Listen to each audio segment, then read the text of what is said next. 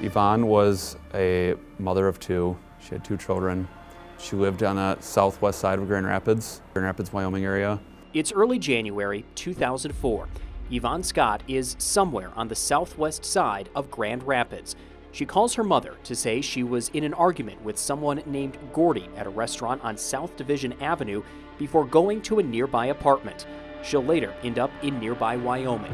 What we know is that on January 2nd, that she was last seen getting into a vehicle. She had an argument with some people at an apartment, and she did make contact with one of our other local agencies here, Wyoming Police Department, to make a report about, I believe it was some stolen items. She didn't want to press any charges that night, so that's where that case kind of was put to rest. Deputies say Yvonne appeared intoxicated and had apparently had a sexual encounter a short time earlier with two men who later placed her in a chokehold and robbed her before tossing her from a pickup truck they were driving. Yvonne has not been seen or heard from since. There has been no contact from anyone. You know, we check thoroughly bank records, everything like that, to see if there's a possible trace. You know, going back to 2004, luckily we had some technology around that we can, you know, try to backtrack, try to track down that way. But doing that work now mostly is waiting for a hit on, you know, maybe a DNA hit from another agency.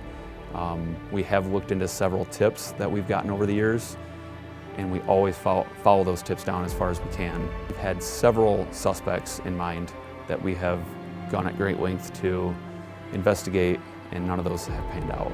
Despite that, investigators are not giving up. We have to have that mindset. We can't have the mindset that this is a lost cause, we're going to put it on the, you know, on the shelf and never look at it again. That is just not something we can do. So we are always going to follow up on tips. We're always going to do interviews like this to get the word out. Maybe this is the one thing that tips somebody off. Hey, I've never heard about this case before, but I knew her and I was around that time. I remember that.